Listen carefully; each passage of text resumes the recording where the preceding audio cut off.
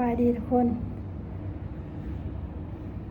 วันนี้อนามัยแต่ห้องเดียวเนาะแต่ว่าเฮาสิมาคัดเฟอร์นิเจอร์อยู่ห้องนี้เนาะห้อง303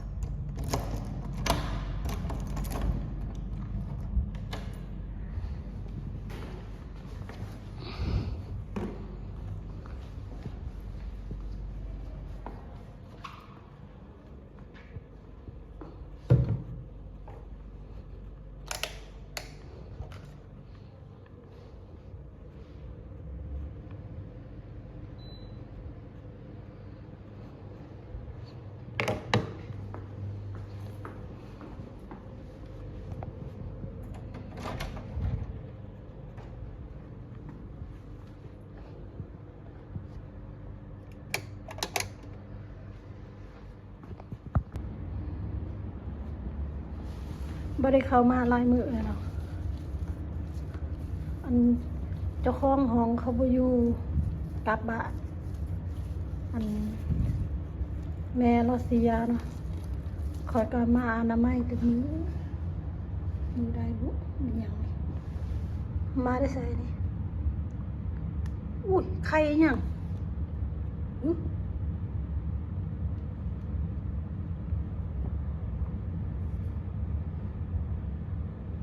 ว่าคนบีบแตกปักหรือมันยังนี่ไข่แมงสาบบ่แม่นที่เนาะดอกไม้มันเปื่อยนี่บ่ทุ่งยางบ่ได้เอามาห้องนี้มันบ่เปื่อนปานใดเนาะเฟอร์นิเจอร์นี่แหละที่เราจะเสร็จเนาะมีห้องหนึ่งเปื่อนขนาดเลยห้องอันสันซีเนาะอันนี้ธรรมดาสันแต่ว่ามันยังเปื่อนอยู่นี่จุดนี้นะเห็นบ่ห้องสีเหลืองขาดอยู่นี่เนาะขาดนี่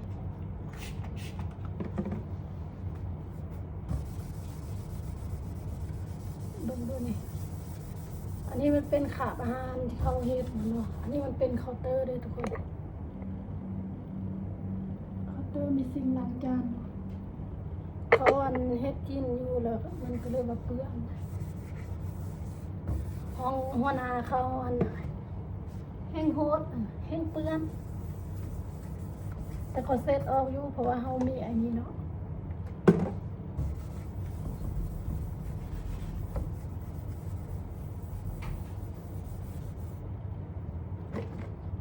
เมื่อต้นเราได้ห้องนี้นะแต่วันที่ประมาณวันที่25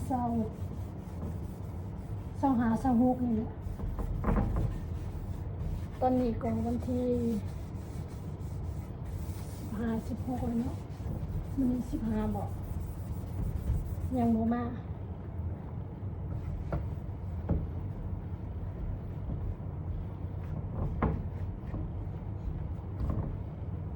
ห้อง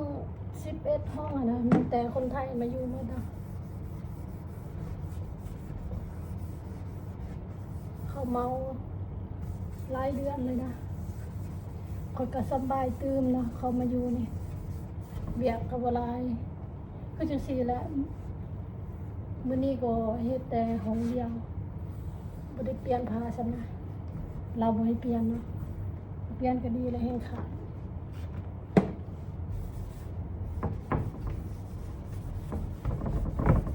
ห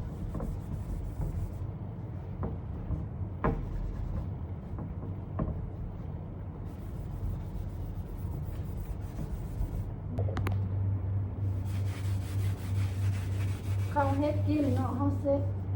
แล้วจะน้อยเขามาเขาก็แต่งกินคือเก่าเขาเปลี่ยนคือเก่าแต่คือว่านั่นแหละเขามีหน้าที่เขามีหน้าที่รักษาความสะอาดเนาะเมื่อเขาเฮ็ดเปลี่ยนเขาก็ต้องทำความสะอาดเขาจะมาจะได้คือเปลี่ยนมาจะบอกกันแน่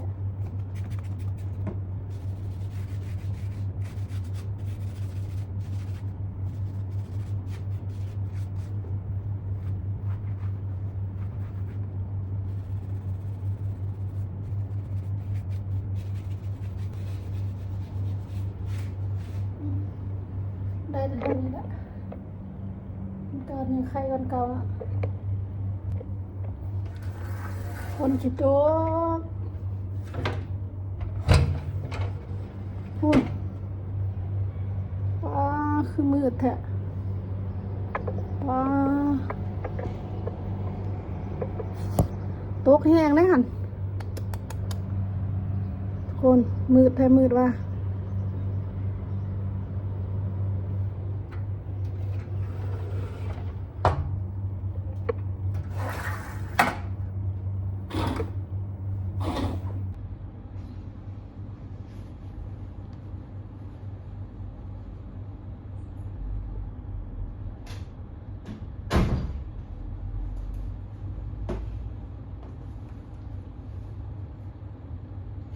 มีแบบเป็นหวัง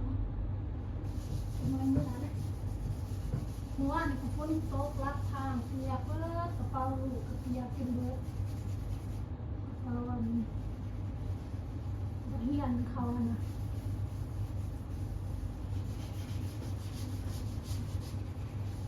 แข่งฝุ่นมาเลยขั้นเขาสียุดลดฝนมาเขาก็ยานลูกสิทานะแบบยานเจ้าเมื่อเว้ยแล้วซึ่งชิ้นยังเลือแต่ลูกห้องมันหอกเลยวันเสียกันทนโอ้มีโคมเลยใส่เสื้อกันทนแข็งมากเลยใส่กระเปียกคือเก้าเนี่ยบอกคนมันแห้งเนาะ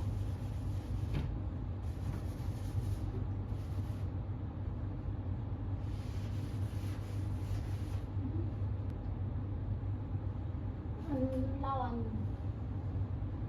ซาดแบตอันไอแพดไว้เนาะบ่ฮู้เนาะว่าเราสิมาตอนใดซาดปะเนาะค่อยขึ้นมาแล้วไม่มาก่อนถอดออกแล้วเนาะยางมันระเบิดยางมันช็อตเนาะคนก็อยู่ห้องก็ล็อกไว้อยู่มันเนี่ยมาเบิ่งจีนี่แบตดับก็เลยมาเสียบให้เราเนี่ย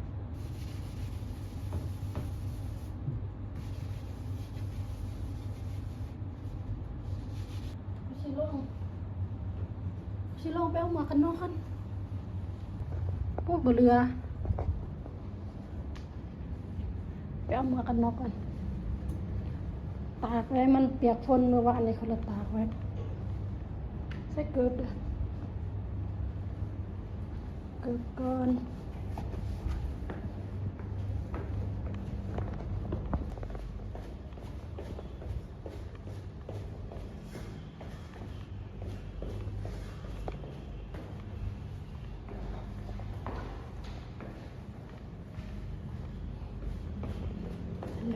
เร็วมันจิโตแล้ว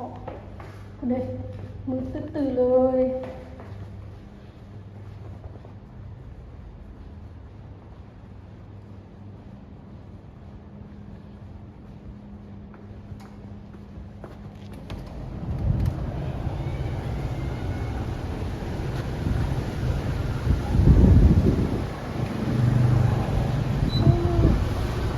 พาลม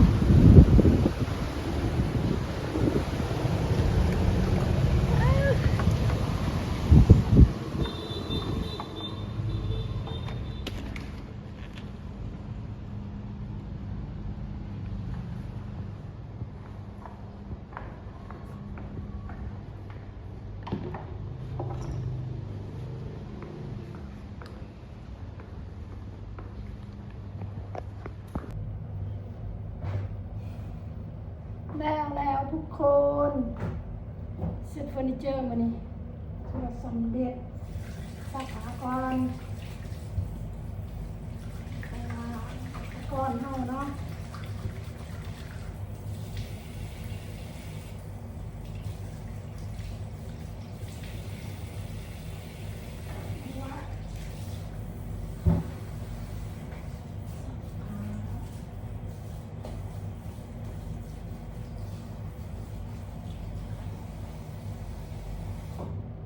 กี้ว่ามืดฝนก็แท้ว่าเนาะเห็นบ่อันสิให้เบิ่งฝนสิตกบ่ตกสามน้ำแจ้งมาเลย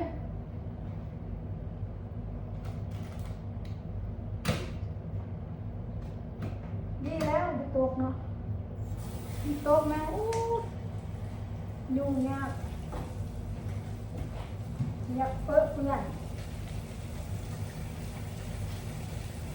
โอ้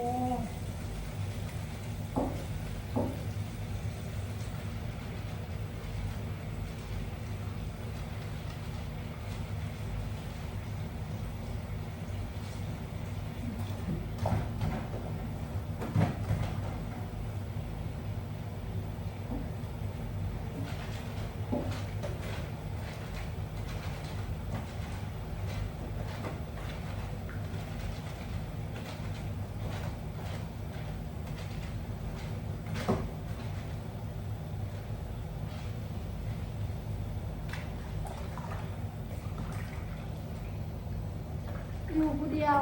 แต่ละมือมาแน่นนี่ก็บ่มา